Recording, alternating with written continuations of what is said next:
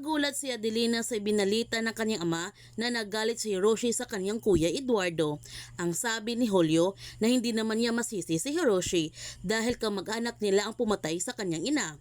Ang sabi din ni Teresita na unawain na lamang nila si Hiroshi na bigla lamang ito sa nangyari sa kanyang ina. Ang sabi ni Adelina na wala naman kasalanan ng kanyang kuya Eduardo at nag-alala siya sa kalagayan ng kanyang kuya dahil sigurado siya nito na binagabag din ang konsensya ng kanyang kuya ngayon dahil hindi niya nagawang iligtas ang ina ni Hiroshi. Pinagsabihan naman si Eduardo ng kanyang matalik na kaibigan na tama ang mga sinasabi ni Julio na kalimutan na lamang niya si Hiroshi at huwag na niyang masyadong isipin ito. Ang mahalaga na ipakulong na niya ang kanyang tiyo Lauro at hindi niya kinonsinti ang krimen na ginawa nito. Ang sabi ni Eduardo na sana ito ang inisip ni Hiroshi. Biglang dumating naman si Manang Miding sa kanilang bahay at kasama niya si Teresita. Gusto lamang ni Teresita na kumustahin ang kalagayan ni Eduardo pagkatapos na nangyari sa kanila ni Hiroshi. Ang akala ni Eduardo na kaya pumunta si Teresita sa kanya dahil susumbatan din siya nito kasi galit sa kanya si Hiroshi. Ngunit nagkakamali si Eduardo kaya pumunta si Teresita sa kanya para payapain ang kanyang loob. Lalo na nag-alala rin sa kanya si Adelina. Ayaw nila na sisihin niya ang kanyang sarili sapagkat wala naman siyang kasalanan. Humingi naman ng sorry si Eduardo kay Teresita na nagkamali siya sa kanyang akala at nakiusap siya kay Teresita na siya na lamang ang magpaliwanag kay Hiroshi kapag nagkita silang dalawa. Pinapauwi na ni Eduardo si Teresita at baka may makakita pa sa kanila dito. Hindi magandang malagay sa alanganin ng isang babaeng ikakasal na. Sinabi naman ni Teresita na wala ng kasalang magaganap at hindi niya sinabi kay Eduardo kung ano ang dahilan at umalis na siya nito.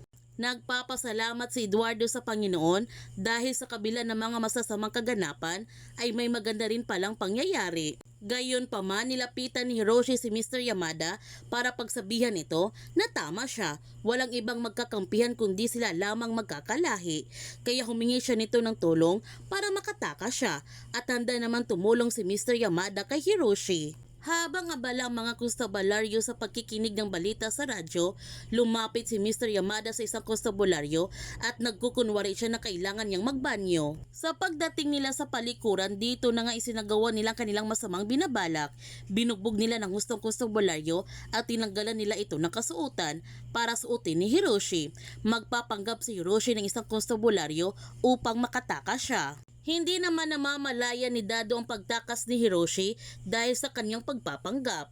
Dito na lamang nila nalaman ang pagtakas ni Hiroshi nung nakita nilang konstabularyo na wala na itong kasuotan. Habang si Mr. Yuta naiinis siya ng husto sa kayabangan ng mga Amerikano at hinihintay na lamang nilang buong hukbo parang may sasagawa na nila ang pagsakop sa Pilipinas at pinapahinga na niya kanyang mga kasamahan para sa darating na digmaan. Malakas ang kutob ni Akiyo na pinaslang ng kanilang tiyente ang kanilang koronel kaya hindi sila pinayagan na hanapin ito sa labas at nagdududa sila na ang masangsang na amoy ay ito ang bangkay ng kanilang koronel kaya nagsimula na silang hanapin ang masangsang na amoy. Nakita naman ni Mr. Yuta ang kanilang ginawa. Nagtagumpay nga si Hiroshi sa kanyang pagtakas at nagtungo siya nito sa kanilang bahay. Umiyak siya ng labis sa sinapit ng kanyang pinakamamahal na ina at naalala ni Hiroshi ang mga magagandang alaala na kanyang ina. Kinabukasan, pumunta si Dado sa bahay ni Eduardo at baka dito nagtatago si Hiroshi. Ngunit wala doon si Hiroshi kaya pumunta sila sa bahay ni Julio.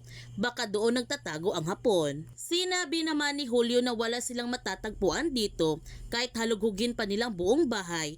Sinabihan ni Dado silang lahat kung sakaling magpakita sa kanila si Hiroshi, ipagbigay alam nila kaagad sa kanilang himpilan.